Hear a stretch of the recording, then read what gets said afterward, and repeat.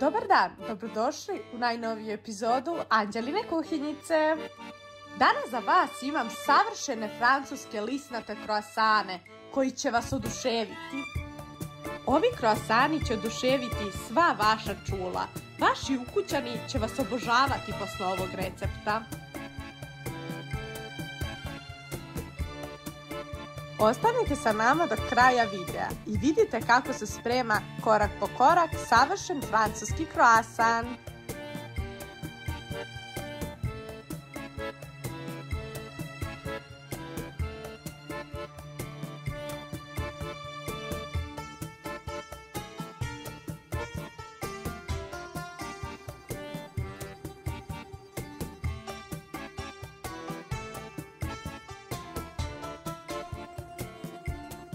Da ne trošimo previše vreme, nego da pređemo na sastojke. Za testo će nam trebati 200 ml toplog mlijeka, 300 ml mineralne vode, 100 ml ulja, 40 g svežeg kvasca, 3 kašičice soli, 3 kašičice šećera, 800 g brašna i 250 g margarina. Najprije ću blago zagrejati 200 ml mlijeka i u njega sipati 300 ml mineralne vode sobne temperature, a zatim dodati i 3 kašičice šećera.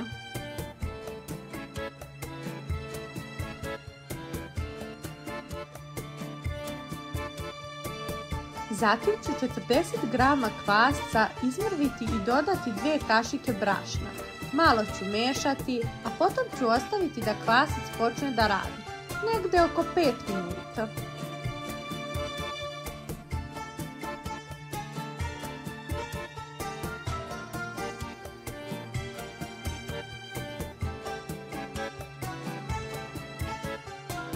Sada ću dodati 3 kašičice soli u brašno i dodat ću par kašika brašna uz neprestano mešanje.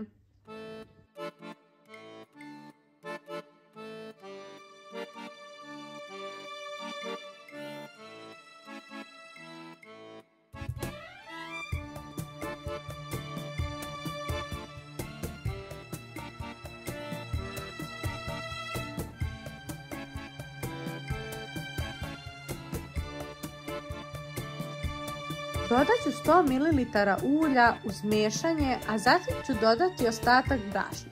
Sve ukupno oko 800 g.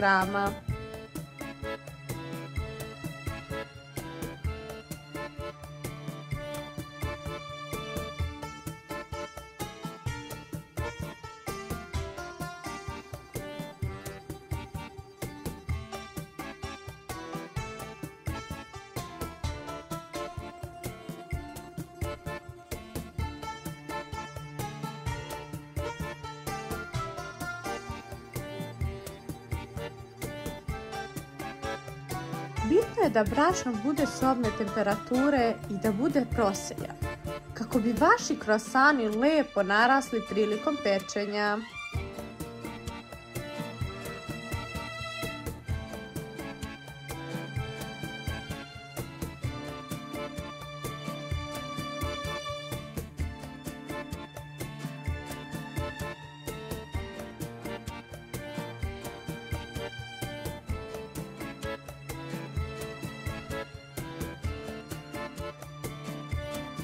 Kada smo dodali svo brašno, zamjesit ću rukama testo i ostaviti ga da stoji oko 30 minuta na toplom, dok testo ne udvostruči svoju masu. Naravno da ću posuti malo brašna na radnu površinu, da se testo ne bi lepilo. Testo ću podeliti odokativno na 8 jednakih dijelova.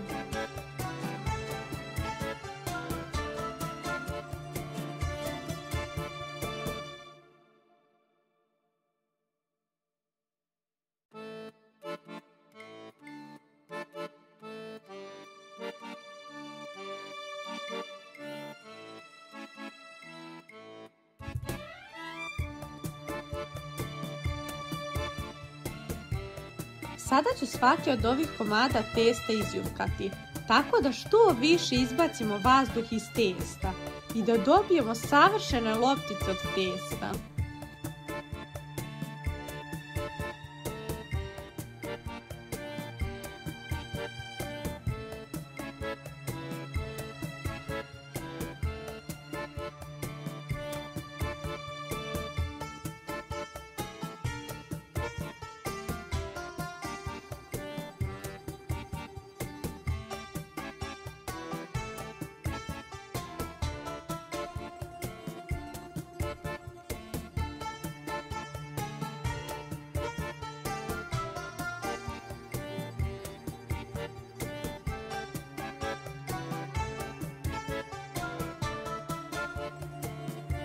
Sada ću svaku lopticu od testa ubrašnjaviti i razviti oklagijom na debljinu od pola centimetra.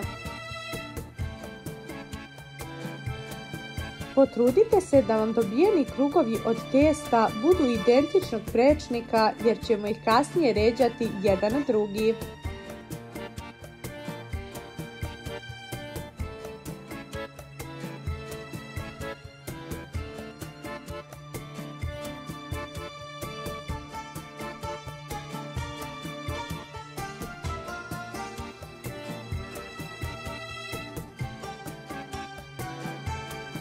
Sada ću na svaki krug od testa narendati margarin, osim na poslednji. Dakle, imamo 8 krugova testa i 7 slojeva margarina.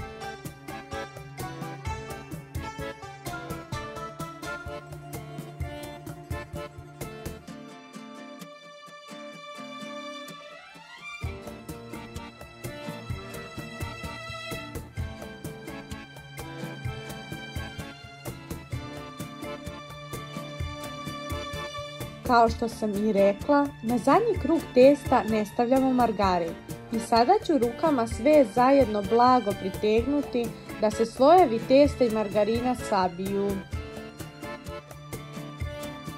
Sada ću lepo oklagijom razviti testo u krug i stanjit ću ga strpljivo do debljine pola centimetra.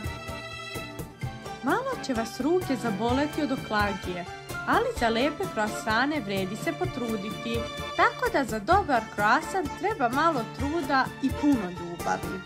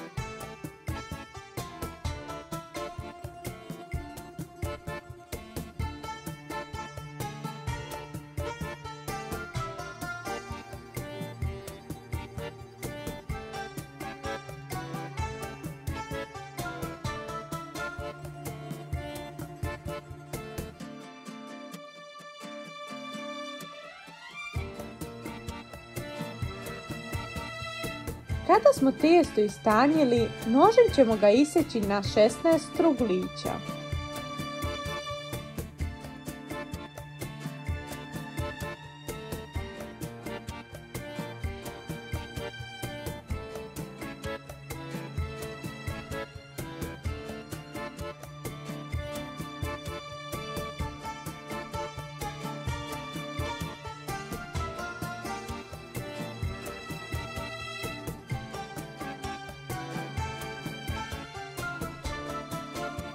Za nadev sam koristila jedno umućeno jaje, 150 g feta sira i malo soli po ukusu.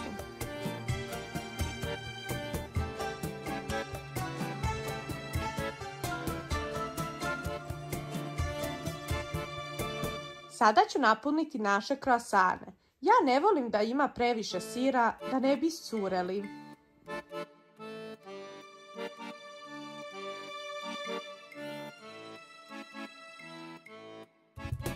Pre nego što zavijem naše kroasančiće, zaseći ću ih malo po sredini, da bi ih lakše uvila i da fil ne bi iscureo.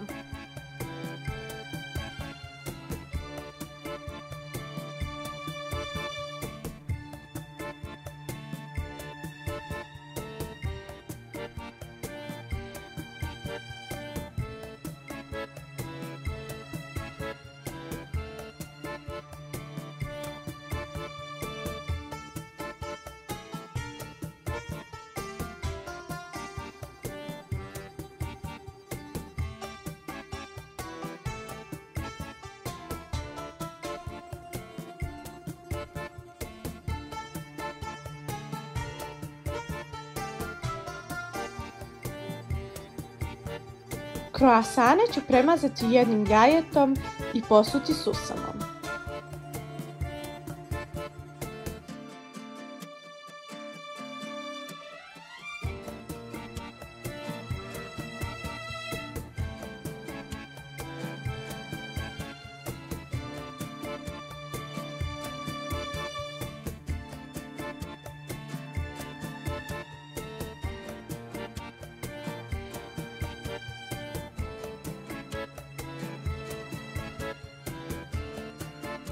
Peći ću ih na 200 stepeni nekih 15 do 20 minuta.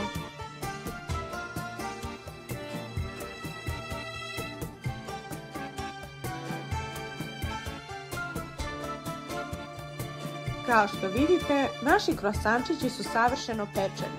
Jako se listaju, puni su, jako su mekani.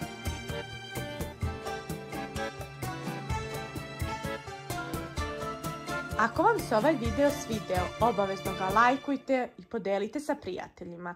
Jako bi mi značilo da ostavite komentar kako vam se dopao način pripreme ovih kroasančića. Veliki pozdrav, vaša Anđela!